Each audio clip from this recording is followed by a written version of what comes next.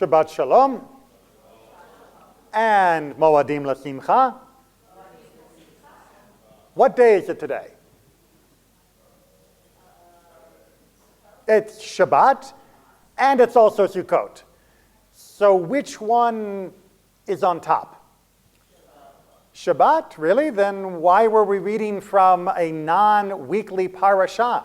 We didn't read the normal cycle of Torah. We jumped back to the book of Shemot, of Exodus, to read about the festival of Sukkot. And our maftir also was about Sukkot. And we did Hallel, which was in honor of Sukkot. And when we do Musaf, it will be heavily influenced by Sukkot. And when we do the Hoshanot, well, that's also going to be Sukkot. On the other hand, do you see a lulav around? No lulav. Why are we not taking up the lulav even if it's Sukkot? Because it's Shabbat, and if you were to bring the lulav on Shabbat, it would be an act of carrying, and that would be a transgression. Therefore, we don't shake the lulav. Even if you had left it here, like many of you have, I believe, we still wouldn't shake it on Shabbat, lest someone come to carry it on Shabbat. You see, there's a delicate balance in Judaism for a great many things between things that are all of supreme importance, but having to find the right way to coordinate them. I'll give you another Sukkot conundrum. Tomorrow will still be Sukkot. It'll no longer be Shabbat, but that means it's a weekday for Sukkot, a Chol HaMoed, a normal day among the festival.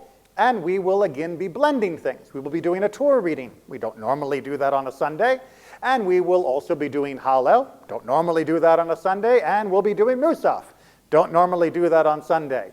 So please come and enjoy, especially if you haven't shaken the lulav yet. This will be a wonderful chance for you to do that for this festival year. But there is a long-standing debate where we have not quite universally agreed of what to do on a day like tomorrow. And that involves tefillin. Tefillin, you know, the little black boxes we wear on our foreheads and arms. Well, on a regular Sunday, boom, we wear tefillin. After all, in the Ve'ahavta, which we recited earlier today, God told us that these will be a sign upon our hands and between our eyes, and we wear them every day, except Shabbat and festivals. And then the question comes, do we wear them during the regular days, during the rest of the festivals? Now, this may seem obscure, but trust me, you got to stick with the process. We're going somewhere with all of this. All right, so to understand the debate of whether we wear them tomorrow, we have to understand why we never wear tefillin on Shabbat or a festival in the first place. And that has a very simple idea. Shabbat is considered to be a sign between us and God. Every time we say Vishamru, the special passage that we sing on Friday nights and many other places is quoted within our tradition that comes out of the Torah, we are told that Shabbat, Ot Hi Leolam, it is an eternal sign between us and God. Well, tefillin are also a sign between us and God. And honestly, how many signs do you need? Now, for many of us, we would think, yeah, I want more signs. I want every sign possible. Just give me those signs of my connection to God and just stack them up, layer them up, and that's fine. But Judaism says no, don't do that. Not only is there an ad absurdum problem here where you could continue putting so many signs into your actions that it just becomes a complete nonsense, but more importantly, having more means you are actually valuing each one of them less. After all, if there is a box of books that need moving, hint, hint, and I say, I need 40 people to help me move this box, well, I am telling at least 39 of them, if not all 40, that their individual contribution is not expected to be enough. That no one of them could possibly move this box. I need all 40 of them. And if it turns out the box can easily be moved by one person, then by telling him I want him to get help, I am insulting his ability to move the box. You following the logic here? We denigrate one sign by demanding we have another sign alongside of it, because it makes it feel like that first sign is inadequate. It is insufficient. Oh yeah, fine, God gave us Shabbat, and that's a sign, but I'm still not really feeling connected to God through only Shabbat. I need to fill in too. What are you saying about Shabbat? It's not good enough for you? Shabbat's not potent enough for you? It's not powerful enough for you? That you need to wrap up those tefillin as well? No, says Judaism.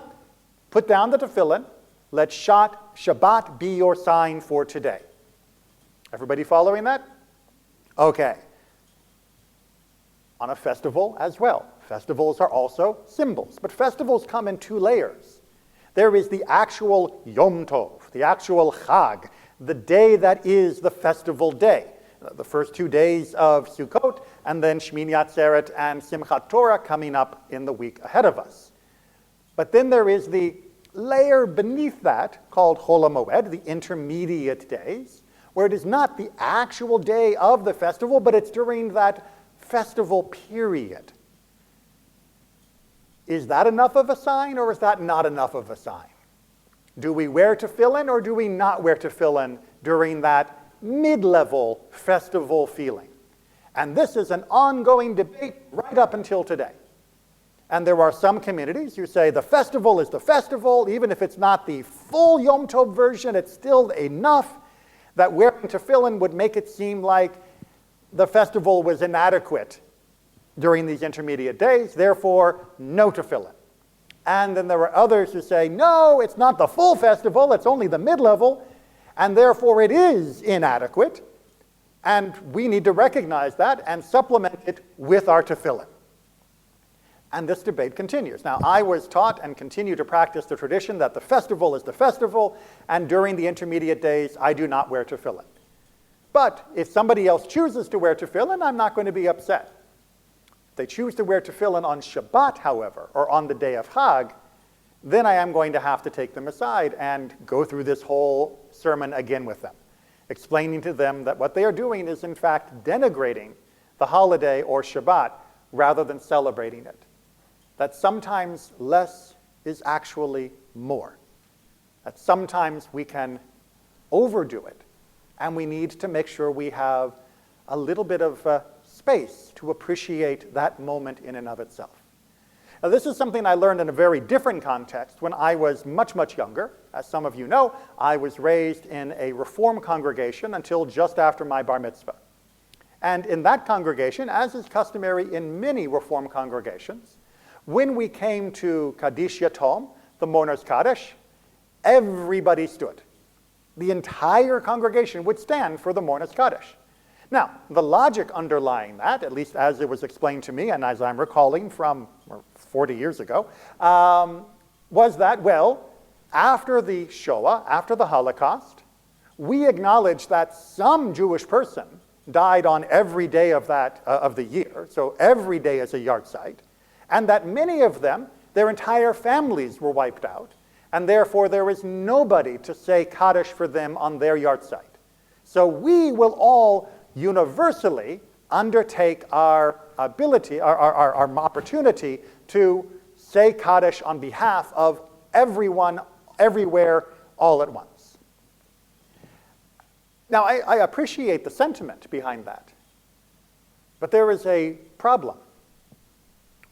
Every week, every day, you are saying Kaddish on behalf of all of those who perished in the Shoah. Certainly, no one would say they don't deserve remembrance. But what happens when it's your husband, or your father, or your mother, or your wife that passed away last week? And you get up in the crowd, and it's just like every other week saying Kaddish. This week is supposed to be different. This week is supposed to be that moment of intensity because your loved one has just passed away. You have just laid them to rest. And you are turning to Kaddish, which has given comfort to people for 1,000+ years. And it's just another part of the service. You do not stand out because everybody else is standing. Nobody necessarily can tune in on you are a person that is in need of additional sympathy or compassion at this moment. And you yourself may not feel the full impact of Kaddish because it has become so routine. This was a question that was put even more pointedly to me by the senior rabbi, Rabbi Goldstein up in Baltimore, when I first began. And he took me aside and he said, okay, you have to learn how to do Kaddish as a rabbi. I said, what? I know how to do Kaddish. It's kind of like, Judaism 101. He says, no, you have to find a way to reserve part of your experience of Kaddish for when you need it. Because you're going to be saying Kaddish a lot. You're going to be saying the mourner's Kaddish a lot because you are a living teleprompter. You are there to help make sure that everyone can say Kaddish who needs to say Kaddish, and that nobody is embarrassed that their rendition of Kaddish may be a little stuttery or slow. So you're there to set the pace, keep the fast ones to slower, make the slow ones feel capable. But that means you're going to be saying Kaddish all the time. How are you going to feel different when you say Kaddish for when you actually need to say Kaddish? Whether it be Yizkor, which happens every year multiple times, which everybody is expected to say Kaddish as a personal prayer, and for when I actually am in need of saying Kaddish for the passing of a loved one, and may that not happen any time at all within the near future. And he gave me his solution, which I have kept to because it was a good advice. He says, it's where you stand. Normally you're saying Kaddish like here, you're leading the congregation, you're reciting it for them, but when it is your turn to say Kaddish, join their perspective, face towards the Aron, and allow the Kaddish to be your Kaddish for that moment. That little change works. When I say Yizkor and I am remembering my relatives that are not immediately within my circle of mourning, but are still recalled during Yizkor, or when I remember our martyrs or our friends, I turn towards the ark. And that way I know that at that moment my Kaddish feels different. Now, if I faced the ark all the time, I would not have that capacity. There would be no extra room for me to step further towards a moment of memory or a moment of honor. There has to be a gap between where I am and the most I could possibly be, or else there is no way to escalate my emotion. There is no room for me to deepen my experience. Think, for example, if you were raised from the moment you were a little kid, everybody wore a wedding dress and a tuxedo. So no, when you go to your wedding and you wear a wedding dress and a tuxedo, does it feel different? Does it feel special? Do you actually feel more honored? Do you feel more joyous for wearing these clothes that are a once-in-a-lifetime, more or less, experience? No. These would be the same clothes that you change your oil in the car, same clothes you garden in, same clothes that you're doing the laundry in. What difference would it be? That would feel nothing different. By reserving them, we give room for us to feel something different when we need it. Everybody following the logic? Good. Because this is something that, God willing, we will be able to put into practice very soon. As I'm sure all of you are aware, there has begun a ceasefire in Israel, and I haven't seen the news today. Hopefully it is still holding, and if it is still holding, then within the next day or so, we should be seeing the hostages released. This will be an incredible blessing. And if it holds after that, we will see the active war wind down. That Israel will no longer be in a state of war. Conflict, yes, that's been her state since 1948 and really prior. But hopefully the reservists will be able to breathe, they'll be able to return to their families, to rebuild their businesses, and be able to live life outside of that intensity of being at war. And that means we'll make changes here too. When the last hostage has been returned, we'll no longer be reciting the blessing for the hostages because they'll be home. When the war has officially come to its conclusion, we will begin to rotate the prayer for the state of Israel with other prayers for our country, for peace, or other themes that are appropriate. We have been focusing entirely on Israel, almost to the exclusion of other concerns, because of her desperate need during this 2-year-long war. But as she moves from war to ceasefire, and hopefully from ceasefire into a more durable state, we have to also step back. Psalm 122, which we recite every single Sunday morning during our minyan, which prays for the peace of Jerusalem, will go back to being an occasional insertion within our prayer. The inclusion of Hatikva, which we instituted at October 7th, will be put back into place for the occasional moments, and we will conclude our service with Adon Olam, as has been Jewish tradition for roughly 1,000 years. And there are going to be feelings among us of, are we abandoning in Israel because we're no longer doing Hatikva every single day, because we're no longer doing the prayer for the state of Israel, but instead are also focusing on other concerns. That if Israel is not at the level of intense support that we have been trying to reach out for, that somehow we are degrading Israel. And the answer is no. This is a question of allowing ourselves to breathe so that should the need arise again, there will be room left to dial up our support. Because if we maintain a fevered pitch of support all the time, then if Israel, God forbid, were to go into another terrible war situation, what would we add? How would we show our increased support and our increased dedication to the needs of Israel at that moment? There has to be room for us to intensify, which means once Israel has finally been able to settle the issue of the hostages and bring them home, and once Israel herself feels that her war has finished, which is Israel's call of when it is able to send the reservists home and to stabilize the border, then we will follow her lead. And it's going to be jarring, and that's good. We should be shocked that after 2 years something like this can take place, and we should welcome it, even if it is a change to what we have been doing now for very long.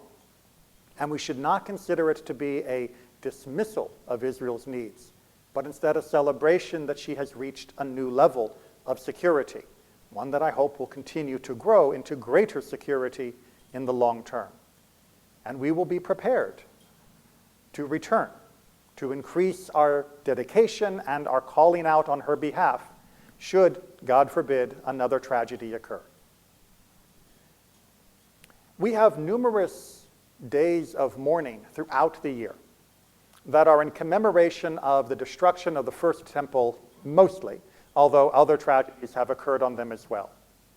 And a big topic in 1948 was, now that Israel has been returned to us, do we continue to observe these minor fast days as fast days?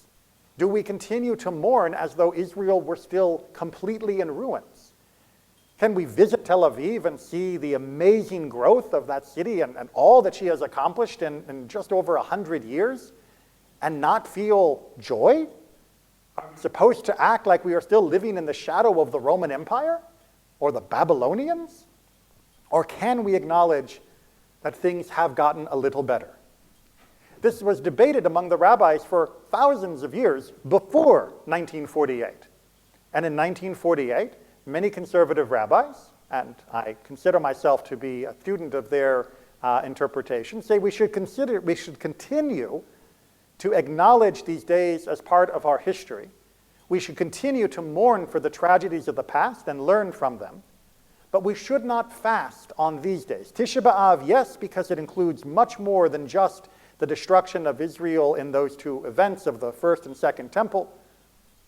But on all of the other days, we would be dishonoring Israel if we were to continue to fast while Israel continues to thrive. Should, God forbid, Israel's fortunes be reversed, then of course we would reinstitute the fasting. But at the meantime, to continue to mourn over much is to be disrespectful of the accomplishments of Israel itself, and would deprive us of the ability to show greater heartache should new tragedies occur. It is a delicate balance, because it is always easy to say more, stricter, more. This beat me with branches and make me weep every day, that will show my devotion. It is tempting, and many other religious groups go down that path.